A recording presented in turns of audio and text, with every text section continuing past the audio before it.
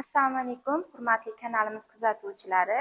Men boshlang'ich ta'lim metodikasi kafedrasi o'qituvchisi Ibragimova Nozima Ulug'bekovaman. Bugun sizlar bilan boshlang'ich matematika kursi nazariyasi fanidan kompleks sonlar va ular ustida amallar mavzusida dars mashg'ulotimizni olib boramiz. Bugungi darsimizning rejalari quyidagicha. Birinchi rejamiz kompleks sonlarni Dekart koordinatalar sistemasida tasvirlashni o'rganish. 2. Kompleks sonning turli ko'rinishlari va ular orasidagi bog'lanishlar. 3. Kompleks sonlar ustida arifmetik amallar bajarish.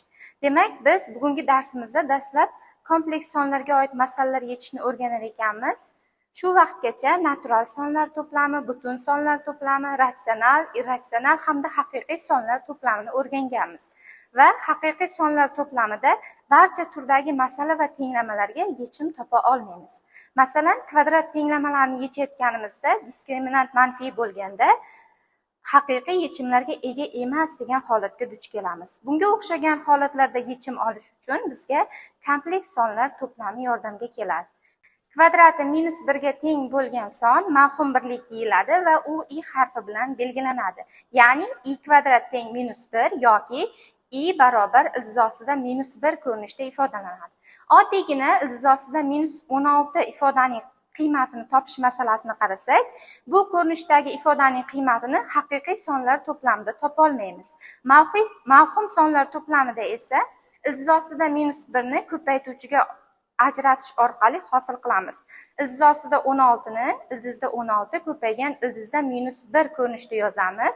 Bu yerda 16 dan kvadrat ildiz 4, -1 dan kvadrat ildiz esa i hosil bo'ladi. Natijada iltizosida -16 ifodamizning qiymati 4 i ga teng bo'ladi.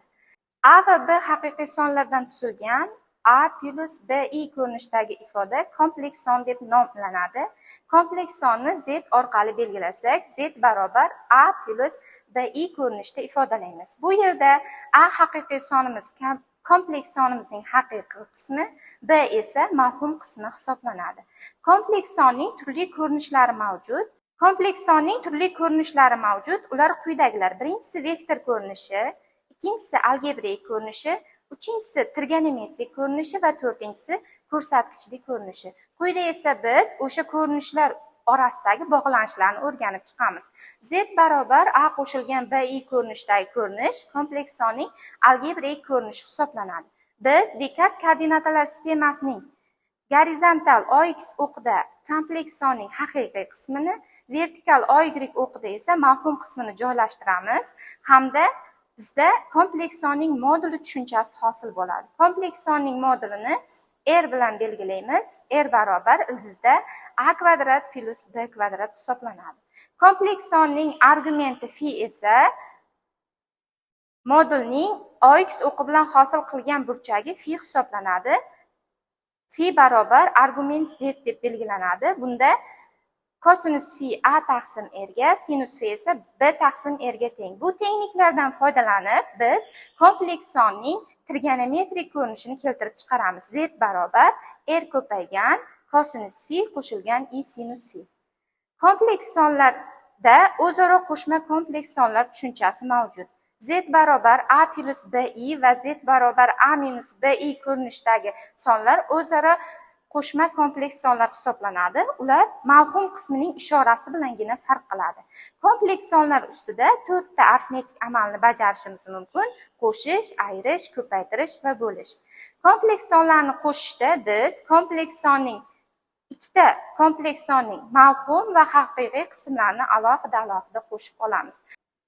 Masalan, birinchi misolimizda Z1 barobar -0,13 qo'shilgan 2i va Z2 7 plus 3,6 i sonlarni qo'shishimiz uchun ularning haqiqiy qismlari -0,13 va 7 ni, mavhum qismlari 2 va 3,6 i'larni qo'shib olamiz. Natijada yig'indimiz 6,187 plus 5,6 i ga teng bo'ladi.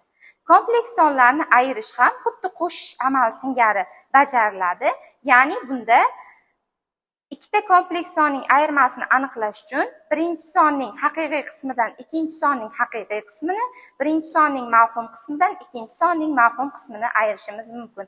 Ikkinchi misolimiz Z1 barobar 13 minus 7i va Z2 barobar minus 5 plus 4i sonlarni ayirishimiz uchun biz birinchi kamayuvchi kompleks sonimizning haqiqiy qismi 13 dan minus 5 ni va mavhum qismi minus 7 dan 4 ni ayirib olamiz. Natijada 18 minus 11 i ga ega bo'lamiz.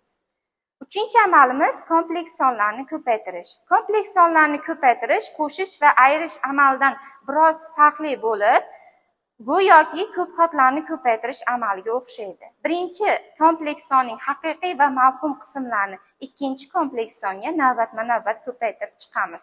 Masalan, A plus BI va C plus DI sonlarini ko'paytirish uchun bu yerda natijamiz to'g'ridan to'g'ri hosil qilingan. A sonini ikkinchi kompleks sonning ikkala qismiga, BI sonini ham ikkala qismiga ko'paytiramiz. Uchinchi misolimiz 3 plus 2i va 3 misolimiz 3 plus 2i va 7 plus 6i sonlarni ko'paytirish uchun biz 3 ni 7 plus 6i ifodaga va 2i ni ham xuddi shunday ko'paytirib chiqamiz. Natijada soddalashtirishlarni bajarganimizdan so'ng i kvadrat minus 1 ekanligiga alohida e'tibor bergan holatda 21 dan 12 ni ayirsak 9, mavhum qismi esa 18 va 14 larning yig'indisi 32 i dan hosil bo'ladi. Berilgan kompleks sonlarimizning ko'paytmasi esa 9 plus 32 hosil bo'ladi. Shu bilan bugungi darsimiz o'z nihoyasiga yetdi. E'tiboringiz uchun rahmat.